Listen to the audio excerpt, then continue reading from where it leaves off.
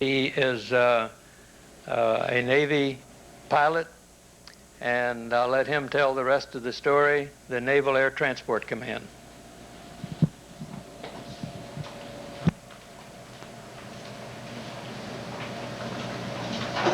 I'll work this. Can you hear me all right out there? Anybody that can't hear, please raise your hand, because I've been in an audience and I couldn't hear, and it was not very enjoyable that way. Good evening. Glad to have you on board. Tonight we're going back about 50 years in aviation.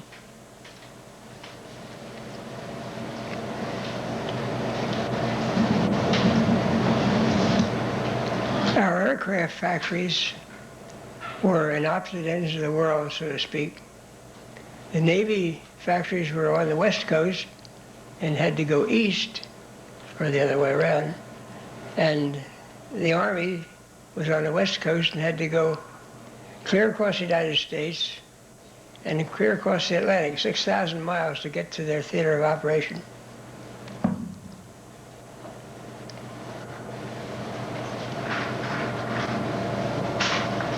The Navy factories were on the East Coast, and the Navy had to ferry these airplanes to the West Coast. It was the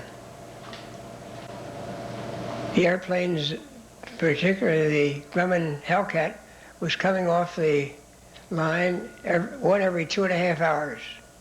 So the airplanes had to be taken away, and it was quite a job.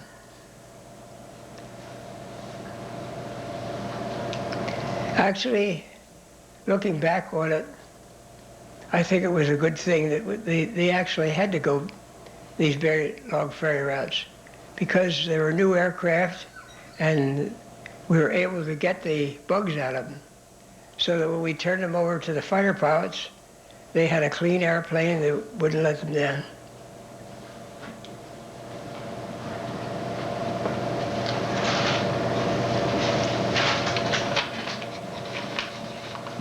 I'm strictly an amateur talker, so I have to go through my notes here and find where I am.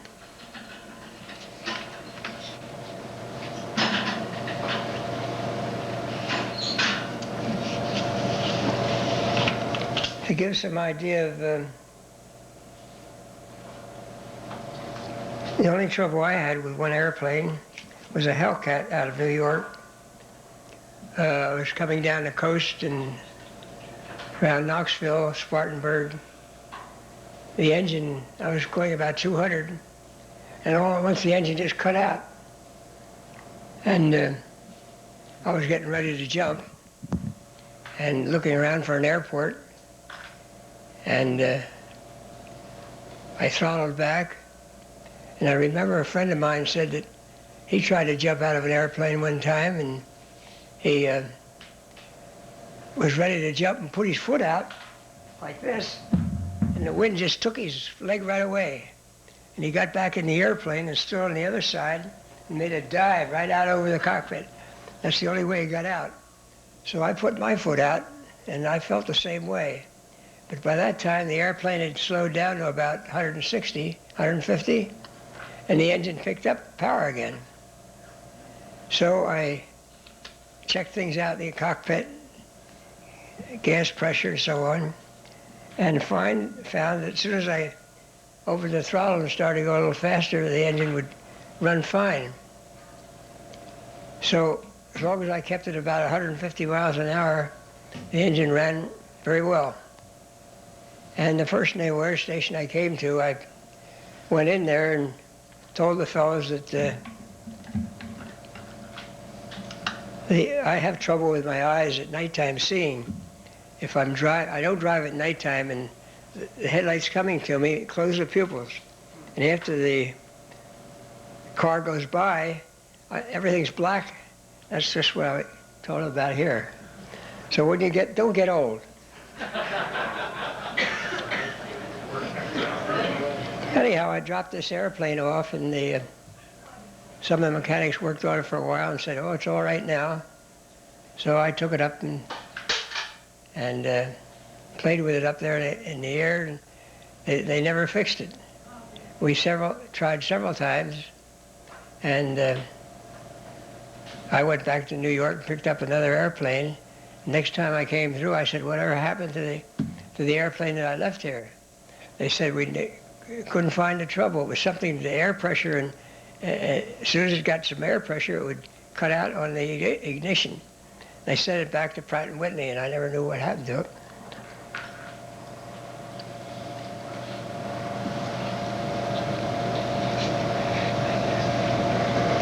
At the time, I was instructing at Kansas City Aviation, and the government put out a little blurb in the newspapers that they needed pilots. Well, I went up to the recruiting place, and they said, where you been? I said, well, I didn't know you needed pilots. And that was the beginning of a lot of fun.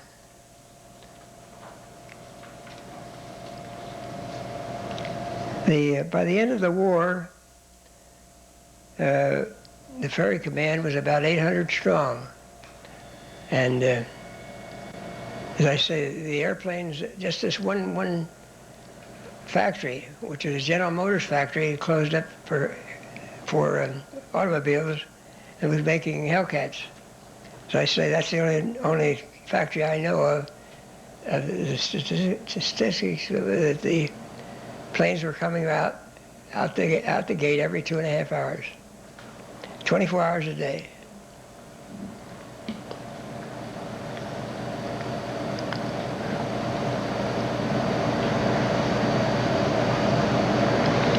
So I say this started an interesting career for me that I didn't anticipate in aviation, because I was just flying before the war as a hobby. I had my own airplane and been flying since 1931, but the first time I ever heard of a hobby becoming such an interesting career.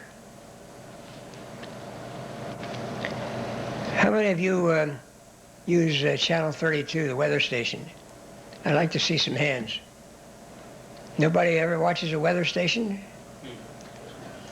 Well, 3, 4, 5, 6, half a dozen. the weather across the nation was our greatest challenge. A continuous battle that attacked the best of us.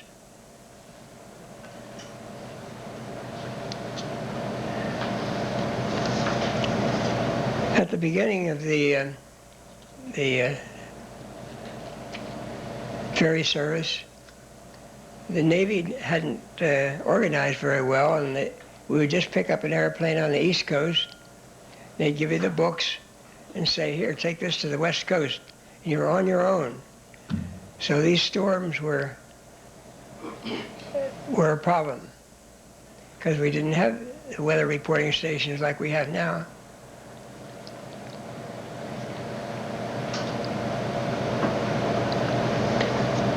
I'd like to have overhead number 1.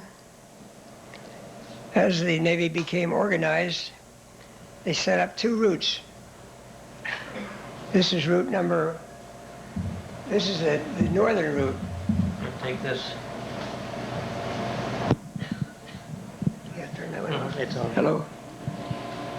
This is the northern route. We'd take out of New York, come across St. Louis, and presumably the storms would be down in here. Once you got down in the lower part of Fort Worth, Texas, and down in there, the weather was fairly good. That number 2, please. Then we had a southern route. Come out of New York, fly down here, and these stations all were manned by expert mechanics and also the gas buggies. So we had a regular little road down in here.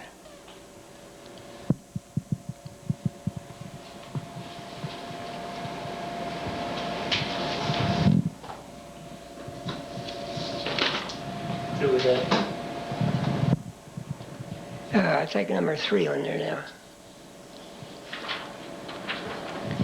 But, that is number 3, isn't it? No.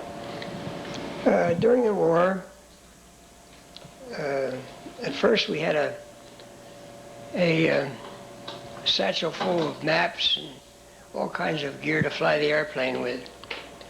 And it became a challenge, and you were always losing something. So I put everything I needed in a little black book.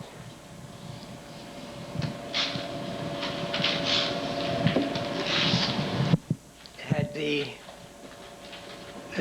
different routes to fly,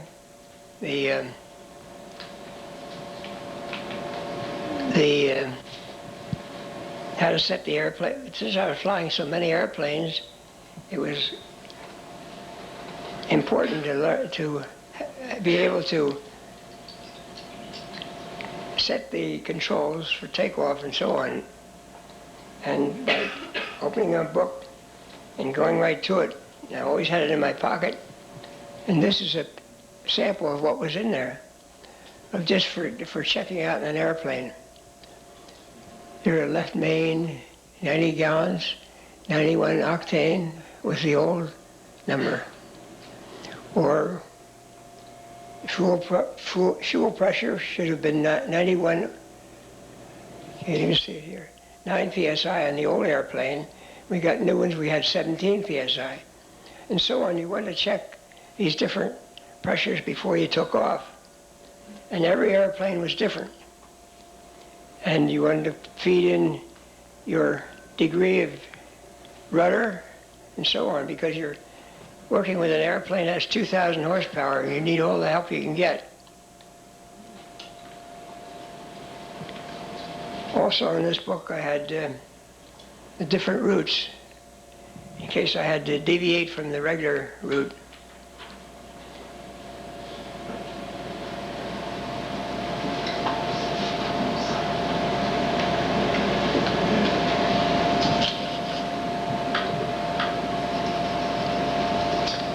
Octane gasoline was a problem because some stations didn't have 100 octane. And if in an emergency we used less than 100 octane, we had to come back on the power drawn and take it easy for a while.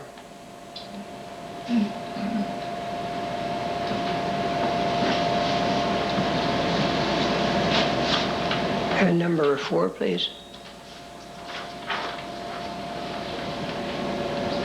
This is a sample. You got upside down.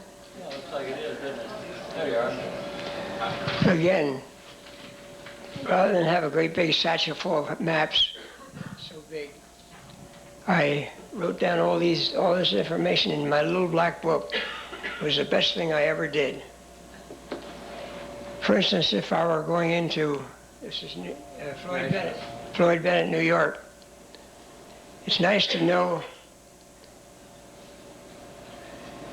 the runways you're going to land on before you get there, so you can plan. Let's say you're out here 25 miles, you call the tower and ask for what landing instructions.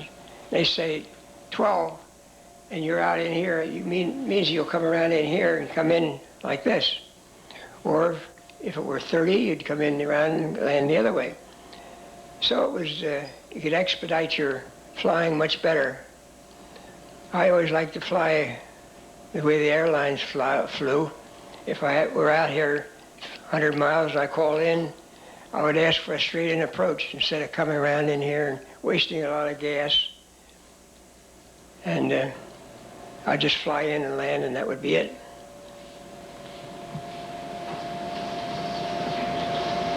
Each airplane had an intercom. It was connected to all other aircraft flying around you. And lots of times most of the time you were bored. And sitting in an airplane, sitting on a seat, for instance, that little girl there, sit there for 14 hours and see how you feel. You just feel so drowsy and hard to keep awake. So I used to take my clothes off. That was one way to entertain myself. Because we were sitting in a in a glassed, and the sun was beating down, so it was warm in there. So everything from here up, I would take off very slowly and put it on the side here, and then I put it back on again. Every time I got sleepy, I would do something like that to entertain yourself. The radio, we had a low frequency radio, like the old time radios, and if there was a lightning storm around, you couldn't hear a thing. It was absolutely useless. But anyway, you'd be flying along and you'd tune the low frequency radio. This was just for our use ferrying the airplanes, because they didn't need it out when they got out in the Pacific. But sometimes you'd hear Ben Burney and his orchestra, or Glenn Miller, and there would be other naval planes all around you. You didn't see them, maybe they were 50 miles away. So you'd say, Glenn Miller on 51, then you'd hear it echo, Glenn Miller on 51. Ben Burney on 60. So we all kept in touch and tried to pass the time away that way. But it was very difficult. I often wondered how Lindbergh kept awake for 33 hours. I just don't see how he did it, because I tried many times 14 hours, and it was just impossible almost. He had to kept doing something.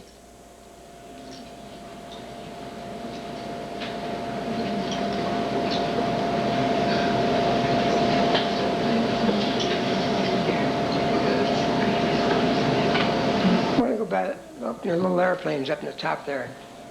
The top one is a Wildcat. That was made by Grumman. It was built before the war, designed before the war, and we just didn't have any airplanes or pilots that knew anything about fighting. And the little Grumman was a godsend.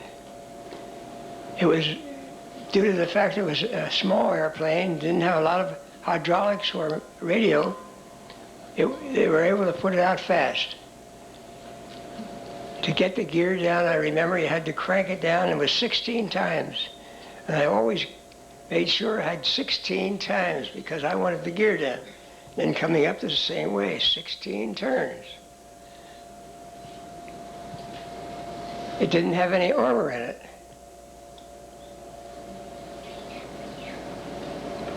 There's an interesting starter on it. Yeah, it looks good. I'll try it.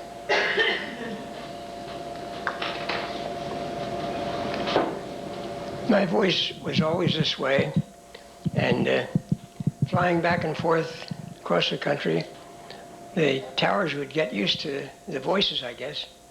Anyway, I would call in and say, this is Navy so-and-so, landing instructions. They'd say, okay, Frenchie, use runway 30. Let's go back to the little FM. Most of the airplanes had electric starters on, but the little FM, again, I said was light.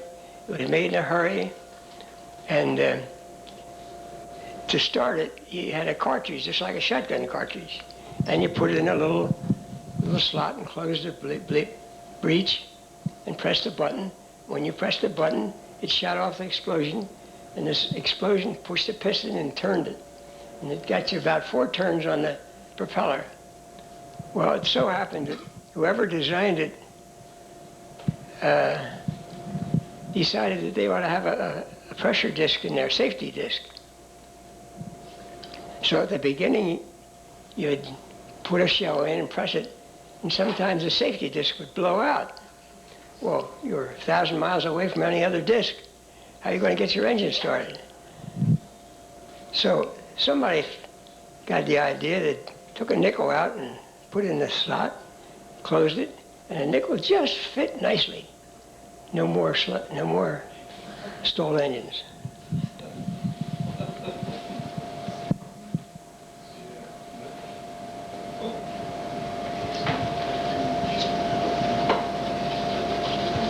After the little Hellcat came after the Wildcat came the Hellcat. The Hellcat was the mainstay of the Navy. It had armor everywhere. The pilot sat in his seat, and he was encased in half-inch armor plate.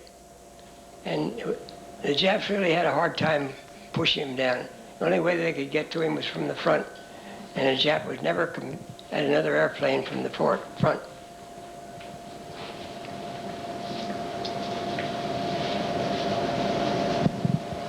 It had hydraulics for the landing gear. It had hydraulics everywhere.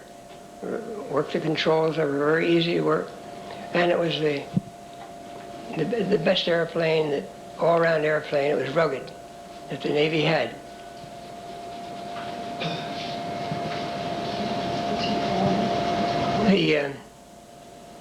The plane I liked the best was the Corsair, the bottom one. It was just a dream to fly. You could put your hand on a stick and do anything you want to. Just rest your hand on the stick, and it would. I always thought of the airplane as having a soul, because every one you flew was the same way. It was like a wild horse. If the horse knew exactly, it had a good rider on it, it wouldn't be so frisky. But if you didn't fly that airplane, it'll turn around and bite you. It was that kind of an airplane.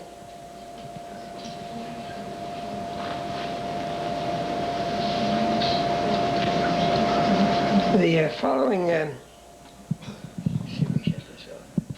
Which way we go?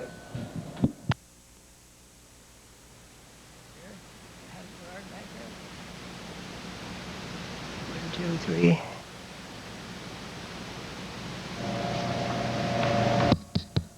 You there, all right? Good. These are a few of the stories that I like to tell, like to think about. And we have Willow Grove Naval Air Station up here about 10 miles away, and I'll start off on that one. Need to be a little closer to the mic. That better? The Willow Grove Naval Air Station was a checkout station. If you were going to go to a new airplane, you would go to Willow Grove, check in, and spend a day studying your airplane, because every airplane was different. And then after you thought you knew the airplane, the next day you'd go out and sit in the airplane, and the instructor would blindfold you, and you would pick out the different controls that you've memorized. I always think, am I driving along in an automobile these days, you'll see somebody sitting in there, instead of keeping his head face forward, instead of looking in there, he's talking to somebody next to him. I can't understand how a person can drive that way. It's scary. Anyway, that was a very important message to us. Keep your head out of the cockpit. Keep it out here. Feel around for your controls.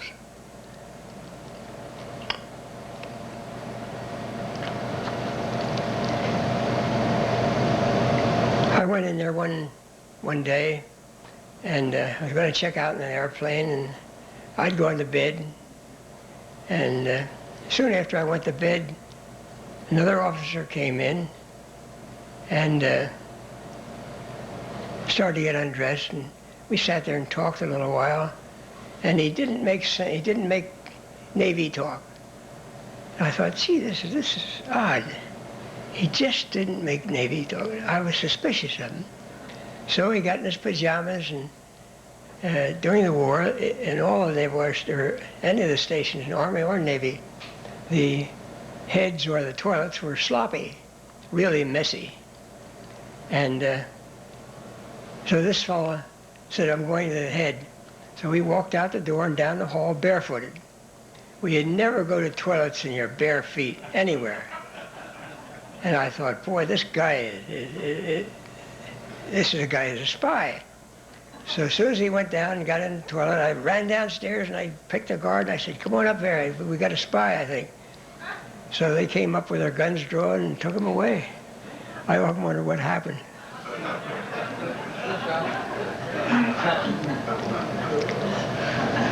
In flying around, due to the fact that I had had some experience in flying over the years, I was given the privilege of taking young boys with me across the country, and they were follow pilots, and lots of times you'd land at sunset and go into a hotel or something or a restaurant. Everything was closed, and you were hungry.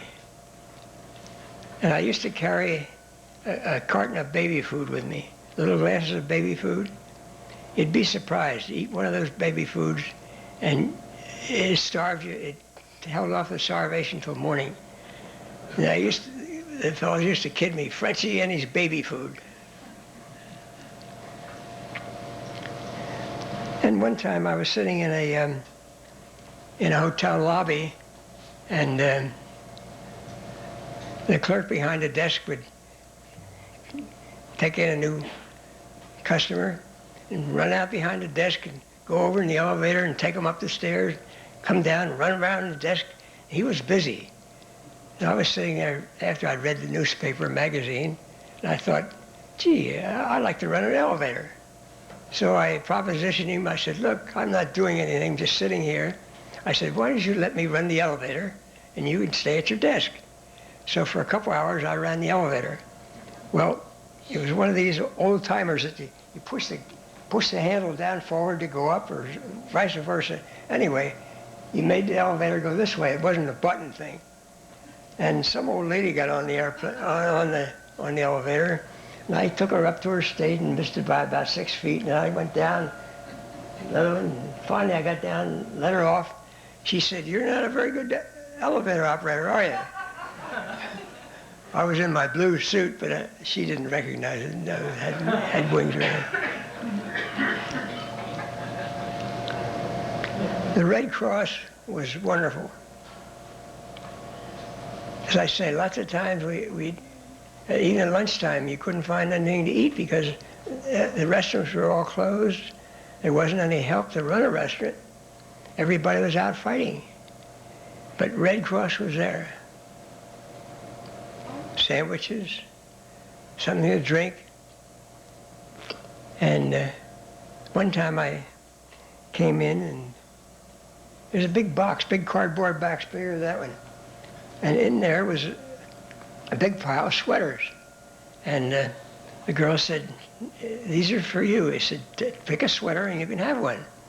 So I picked a sweater, and it was nice, soft, and well made. And I tried it on, it's 40 size, and well, it fit perfectly everywhere but the sleeves. Never came to about here. But I decided it was such a soft, nice fitting sweater that I kept it. And after I wore that thing for 3 or 4 years after the war, it was just wonderful. I often wish I knew the person that had made it, because I wanted to thank him.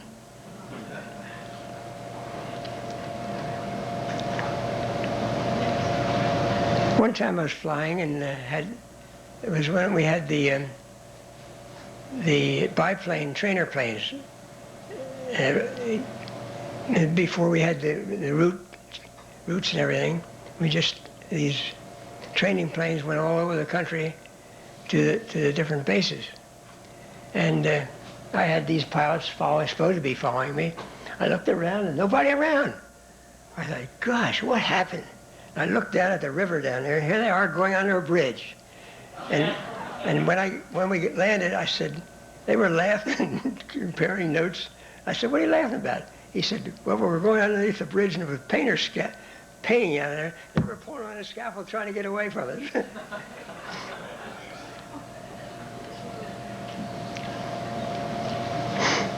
Fort Worth was a big cow town. The ranches were probably thousands of acres, thousands of acres, and the owners were away at war, and the girls were trying to take care of the ranches. They were lonely. And we come into Fort Worth and you get a hotel, go up and take a shower, and you come down, and there would be 2 or 3 Cadillacs parked outside.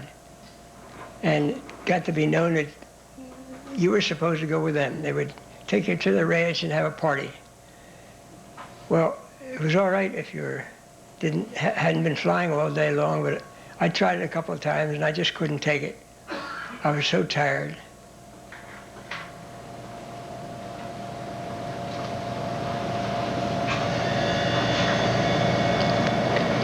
Shreveport, Louisiana, the boys at the Navy desk started a little racket there. They took a book and took pictures of a lot of girls, and each one had a telephone number, what they looked like, and if you were a single, well, you could get a date that night just by going down the book and calling one of these girls. It was a very innovative idea.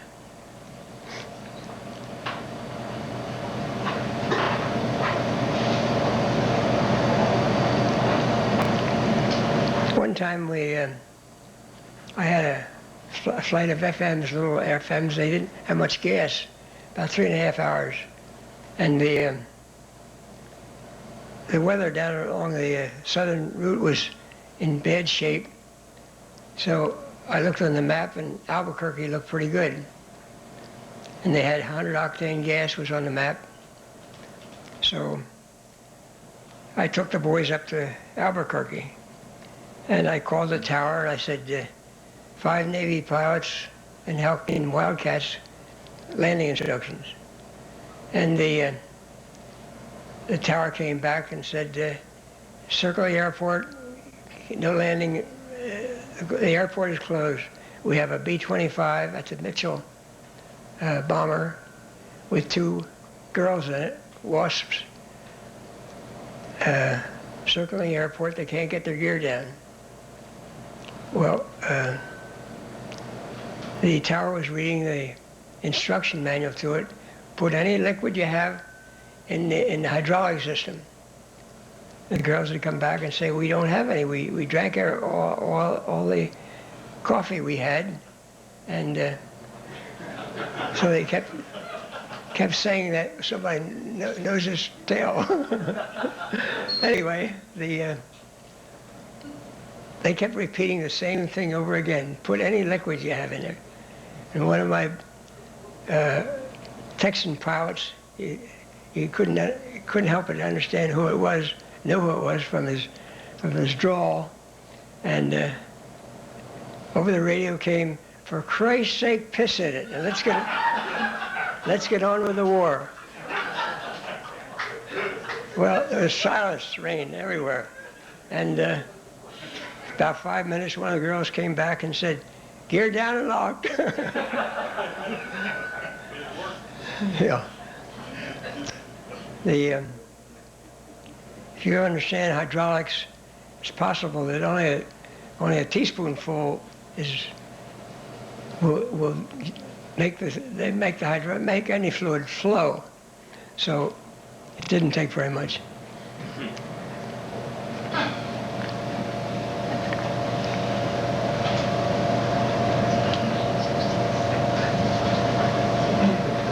For cash, as we went around, we didn't use cash. The Navy gave us they were called TRs, but they're little checkbooks. I can't remember what the TR stood for, but everywhere you went, you signed a little check and gave it to them. And it was handy. And the taxi drivers would look at it and see the government thing on there and take it and so on. You go to a restaurant, they'd never seen a TR before, and they were always dubious about it, but when they saw the government, it was a government check, why they'd take it. I'd like to have one of those right now.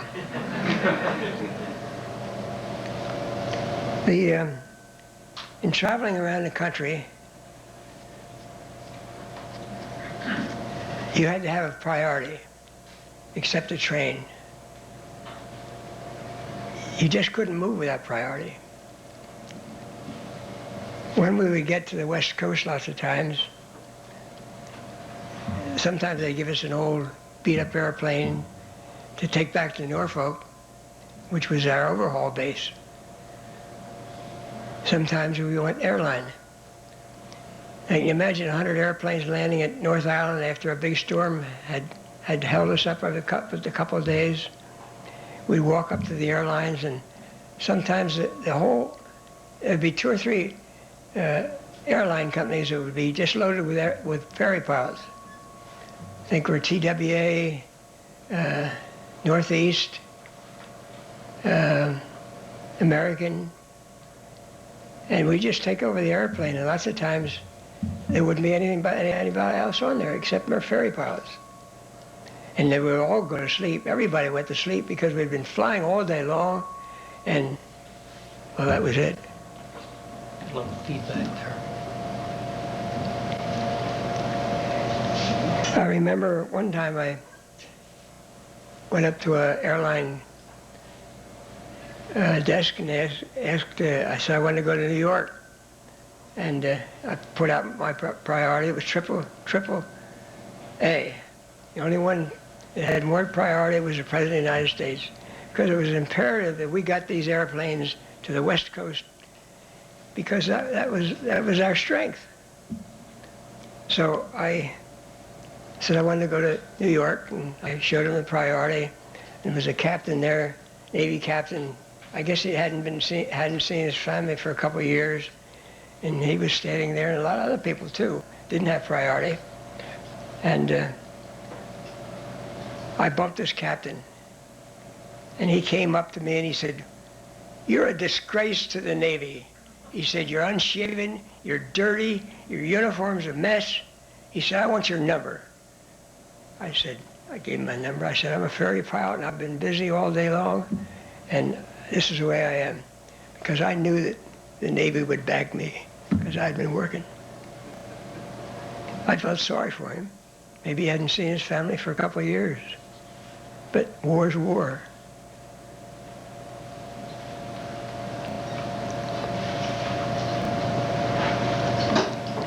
I know one time at the stations here in the East, I forget about this microphone.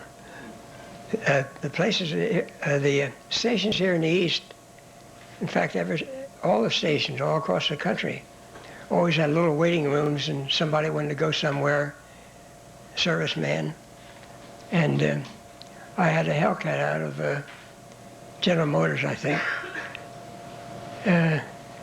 above Trenton. Incidentally, the General Motors plant there, automotive plant,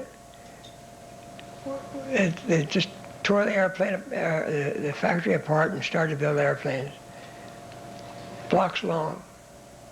Anyway, I went in the waiting room, and this sailor came up to me and he said, "Hey, can you take me west?" He said, "I'd like to go west." He said, "I haven't seen my little girl.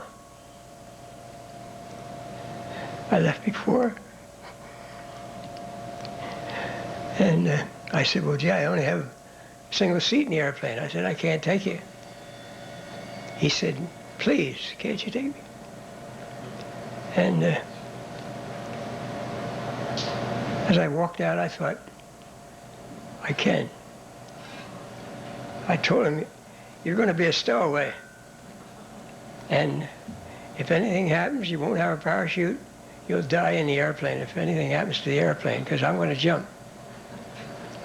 So I told him the deal was that I would open up a hatch underneath the airplane where I put my gear, and told him to crawl in there, and I would turn my back and come out and close it up and lock him up. Well, we went all the way across the country that way, and I was scared. More scared than he was, probably. But I got him to the West Coast.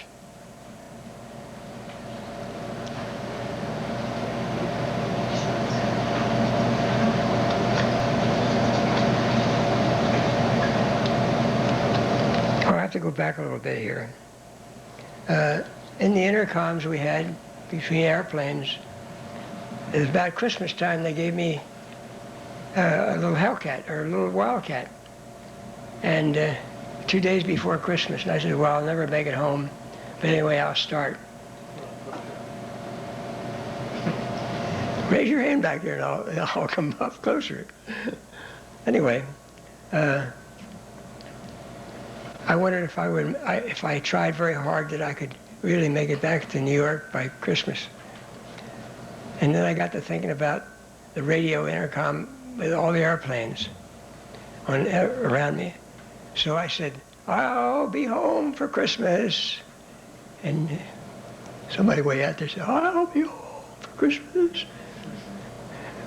That was the theme song of our flight going across the United States. I made it home.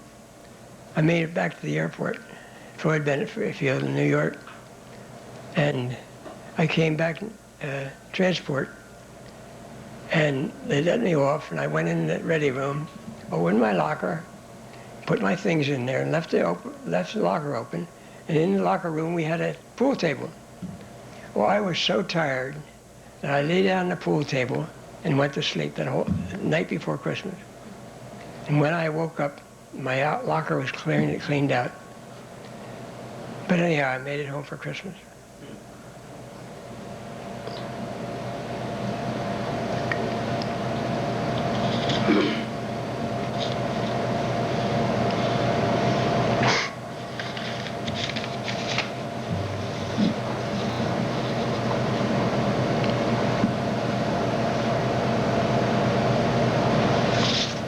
One time I took the airlines back, and we got back as far as Columbus, Ohio, and the pilot announced that the whole eastern coast was closed in.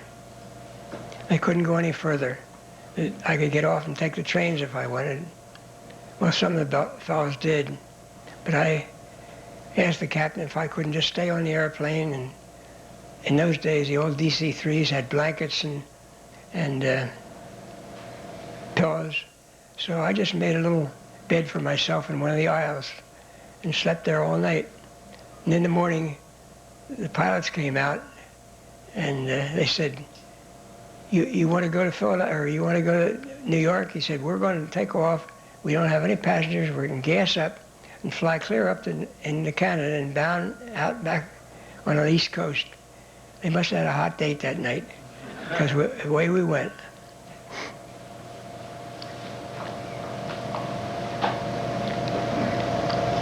El Paso, Texas, was the crossroads of the ferry command, both of them, Army and Navy. I don't know why everybody liked to go there. One reason was if you got stuck by weather, you could always go out and watch the bullfights in Mexico. That was another thing that I never found out why, but we always had to have $2 bills and go in pairs when we went to Mexico, because it was a rough place to go. And I never understand why we had to have $2 bills. That's the only thing you could use.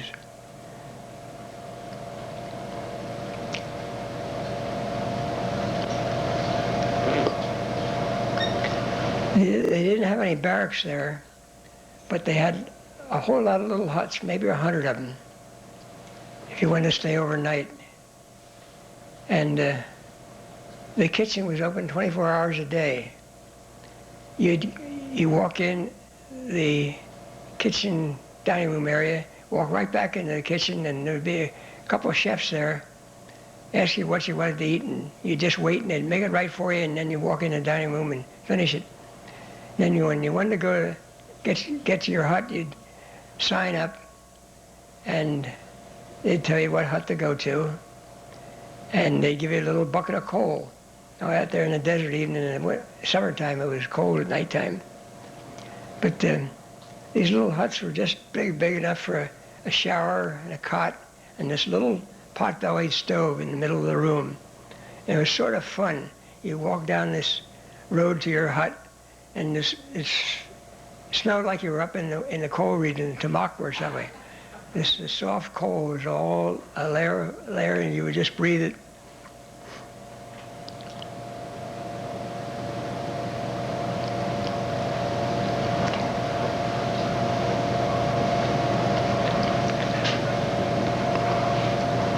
One time I landed at North Island. That's just across the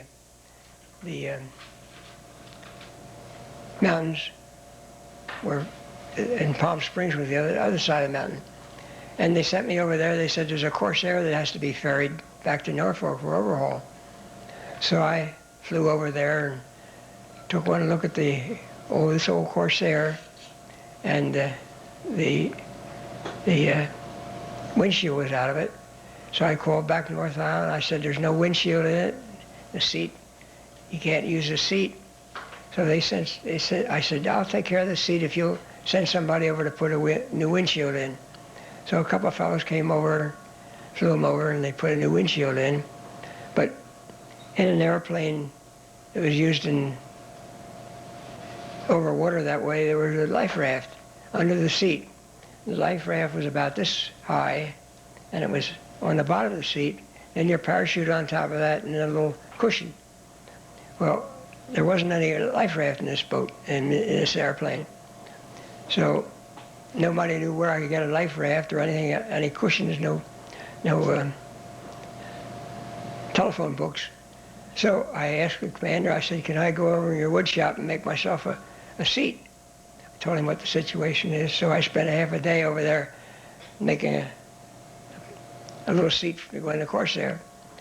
Well, about that time they had the windshield ready, and I had the seat in, and I took off and got out about 25 miles, and I smelled smoke. And I quick turned around, went back to Palm Springs and asked the tower, I said, any smoke coming out of the airplane? They said, no. And by that time, the smoke had cleared. So I decided I'd go on to El Paso or wherever I was going. And when I got there, I put my switch on for pressure for the fuel.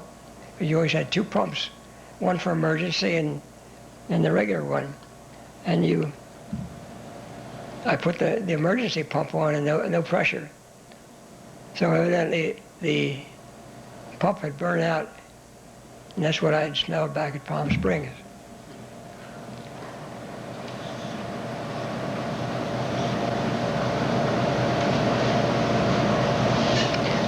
I'm going to take you on a typical flight. It was an interesting flight. I had a TBM, that's a torpedo bomber. And again, I had a passenger because he was trying to get to the West Coast. And we were going along down around Fort Worth, heading for Fort Worth. And it was a terrible storm, it was black. And I thought, generally, if you find a little white spot in the black, you can shoot right through, and you'll come out on the other side, and it'll be sunshine. So I shot through this white spot in the overcast, and got out on the other side. It was fairly clear. So after I went about 25 miles or a little further, I looked ahead, and there was another big black cloud up there, vertical lightning. And I thought, boy, this isn't for me, because these radios just weren't made for that kind of condition. So I remember that there was an army field that they'd built back about 50 miles, and it had abandoned, it had never been used, long runways. So I turned around and went back and landed on this old abandoned airport. And I taxied up near the road, and I told the sailor to come up on the wings. I gave him my gun. I said, you're to protect this airplane at all costs. Shoot if you have to. I mean, this airplane has a lot of radar equipment in it, a lot of secret stuff that the enemy would like to get. I said, don't hesitate to shoot. I said, that's orders. So I got down off the airplane and walked out to the road. Old farmer came along in his truck, and I got in, and I told him what the situation was. I'd like to go into town and call Fort Worth, tell him where I was and why I didn't come in. And I told him about the fire engine, that I needed a fire engine out there when I started in case the airplane got on fire. So I went in the drugstore, and if you've ever had to try to find an unlisted number, even if you have pull you can't get, the operator won't give it to you. But anyway, I finally got through to Fort Worth and told them I was out here in the boondocks, and I landed, and I'm safe, and asked how the weather was, and they said, well, the weather's gone by now. I said, the time you get out here, it'll be clear. So I walked outside the drugstore, and outside the drugstore, the fire engine's there, all manned, all the people in it, and this town of about 300 people, all of the 300 people were there too. They were coming out to the airport to see the Navy. Well, I got in the fire truck. It was an old Model T Ford.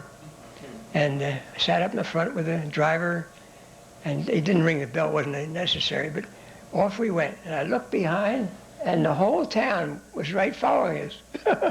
It brought tears to my eyes. So we went out there and started the engine, didn't have any trouble. Went on to the coast.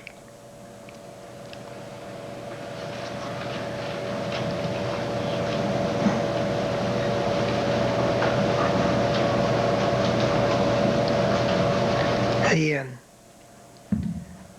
thought of on the way here, I jotted down a little note here. When we get out there, the West Coast, they always had a series of talks or lectures. And this time I went to hear this fellow. He had been surrounded by Japs, and he got out of it. He was out about 100 miles from the carrier, and flying around, and the Japs got between him and the carrier and wouldn't let him turn in. Well, he was in a Corsair, but he could just a little bit faster than they were, but not enough. As soon as he would turn in this way, they'd cut him off. And he was desperate. He was low on gas, and he thought, well, this is the end for me. And he had one thing left, and that's military power.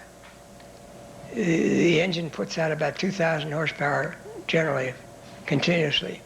But if you put full throttle in both blowers and water injection, the thing will put out about 3,000 horsepower. But it's only supposed to do that for 5 minutes, and then it destroys itself. So you have 5 minutes to get where you want to go. Anyhow, it was about 15 or 20 minutes by the time he got around there, and the engine stayed together, and he was safe.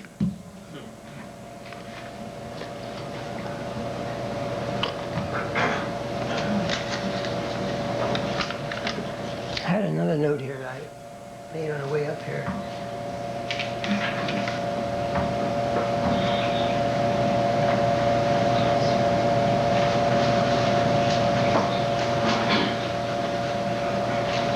I guess I told it. Anyway, oh yes, about the picture you have there.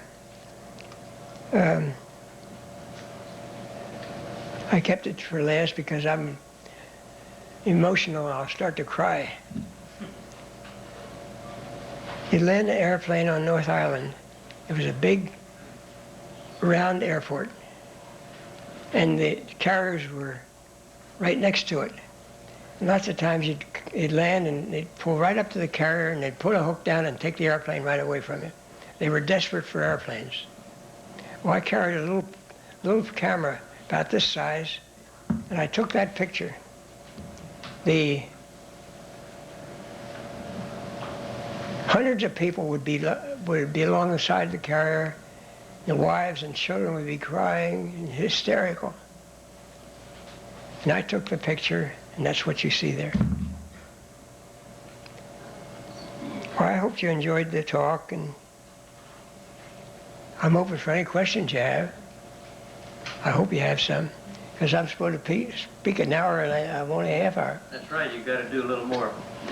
So, Why don't we let you just take a break for just a moment while I get something done that I'm supposed to do here, okay. and then we'll take some questions. So, come on to the mic. Would you rather use this one? I don't know the exact number of women pilots that were available, but I would guess 1,000 or 2,000 that women pilots in the United States at that time. In my living, and yours too, I think we see more and more women coming up in the world. And it's good. Us men won't have to work anymore, and we'll just sit back. Really, the women are doing just a terrific job everywhere. And so they did in the ferry service during the war. The Army used them, even taking the airplanes overseas. They weren't recognized in a pay status by the Army until after the war. And then somebody down in Washington decided that they deserved it. They did. Oh, lots of times you'd be flying along, you always, some of these girls would come to the dance and there would be beautiful sunburn all over. We'd ask them, how'd you get all the sunburn? Well, they took their clothes off too and sat up there and got all the sunburn. I'd fly along and I'd looking for that, so I could look down that way, but I never found one. Something else I was going to tell you there. I can't think of it now. Ask me some more questions, please. Some other questions? Yes. You mentioned you started to fly in 1931. Was this involved with the post office takeover by the Army Air Corps? No, I just, well, I have to tell you a little more. Lindbergh came to Atlantic City, 1927, and the high school let us out, and we went over to Atlantic City and saw Lindbergh come and land, and there was a parachute jumper there, and he landed in the bay accidentally, and there was about 100-foot walkway out into the bay. So I was a kid and fast runner, and I went out on this dock, and 100 people followed me out. We were all watching the boats trying to rescue the parachute jumper, and all at once the dock caved in, and everybody went in the water, and there were boats came around and trying to rescue the people. And it was about a couple of days after I'd gotten my driver's license, and all I could think about, the hell with people drowning. Well, my driver's license might be wet. I tried to hang on to one of the boats, but the gunnels were up so high I couldn't, so I swam ashore. As soon as I got to shore, I took out my wallet and looked there, and the world just came to an end. I dried it off and went for my first airplane ride. And from then on, I was just hooked on flying. And every time I get a little money, the Depression was on. I'd get a little money, I'd take a lesson. Finally, I thought, this is the wrong way to do it. I'm pushing out money and not getting anything for it. So there was a little magazine called Trade a Plane. And I looked in there, and there was a J2 Piper Cub for sale for $600. That was it belonged to one of the DuPont girls down in Wilmington. So I went down and looked at it, and I had $300. And I had to have it financed, $300. Imagine today, $300. Anyhow, I bought the airplane, and that was the beginning of my fun in airplanes. And I've been flying ever since. More questions. More, let's go. What's the more question? He's going to run out if we don't keep him busy. I got a question. Did the production of planes increase over the years, or was it pretty constant? No, it got faster and faster. I don't know. Well, the experience. I often wondered what the other factories were doing, but it must have been similar to the Hellcat factory. I know one time the Navy sent me over to Grumman over on Long Island. They didn't have enough check pilots to try the airplanes, so I went over there for a couple of weeks and checked the brand new airplanes out. I didn't like it very much. One time they had an airplane and I got in it and took off. Ahead of me had found that the airplane, one wing was twisted, and they took it off and came back and told the mechanic to change that airplane. Instead of changing it, they made it worse. And I took it off, and the airplane started to make a turn. Can't even remember. That's what happens when you get old. Don't get old. Started to roll, and I took both hands on the stick and with my knee pushing up against it to hold that airplane from crashing, brought it back and landed it. And when I'd take my hands off the stick or my knee, it was so much force there that I couldn't bring it back. And I quick grabbed the throttle and held it there and came in. I was lucky.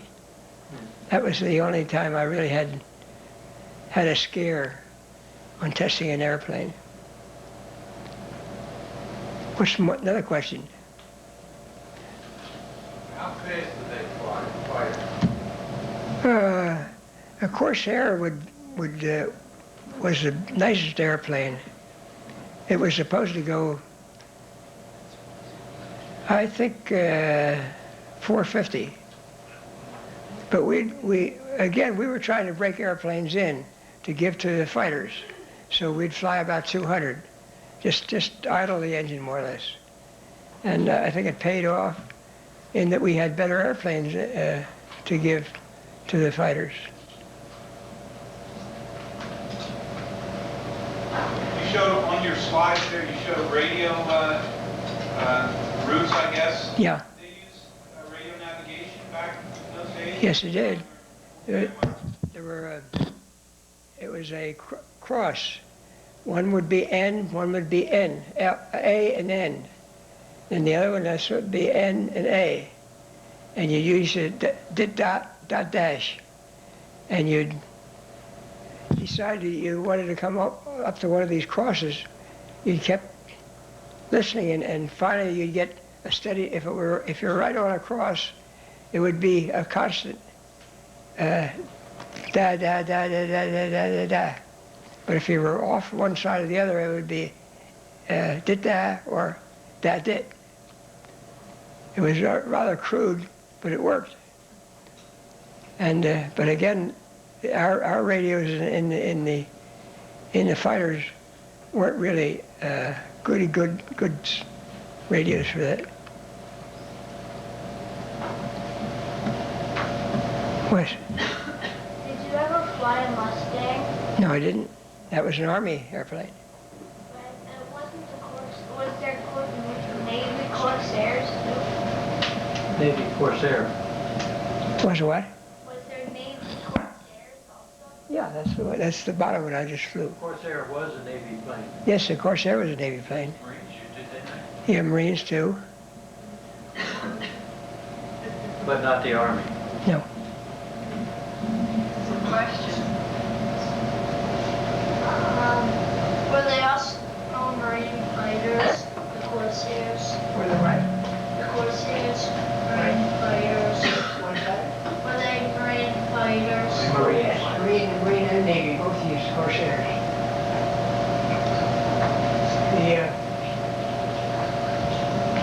Tell you a little story about the Corsair.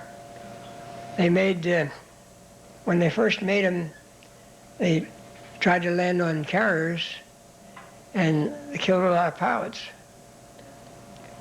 They were a tricky airplane. You just had to, as I said, just like a wild horse, you had to fly that airplane every second.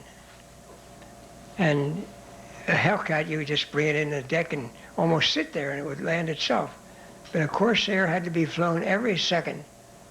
And the other thing that the oleo, the landing gear, wasn't stiff enough. And it would land on a carrier and bounce.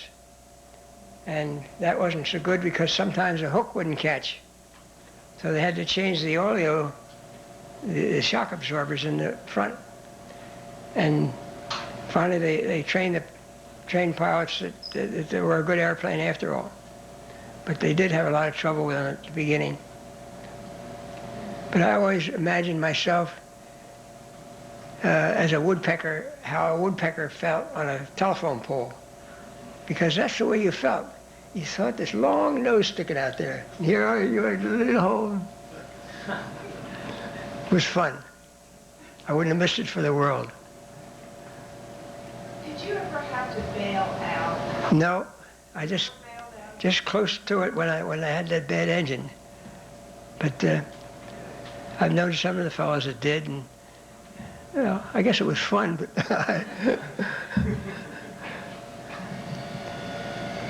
yes. What was the special reason for the one on the bottom?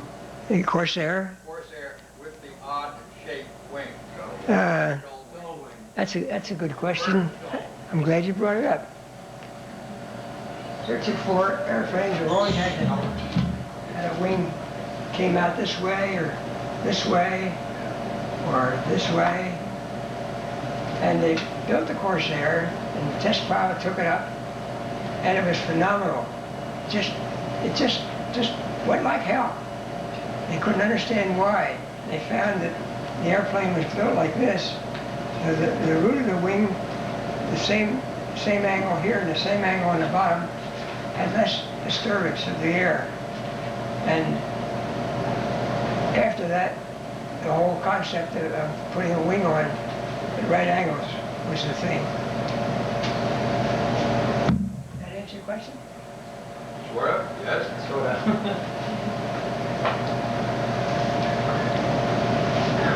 I can stand up here and talk for hours about airplanes. Incidentally, while this is going on, we have, it looks like only 2 envelopes with donations in here. And if there's somebody that needs some of these, we'd be glad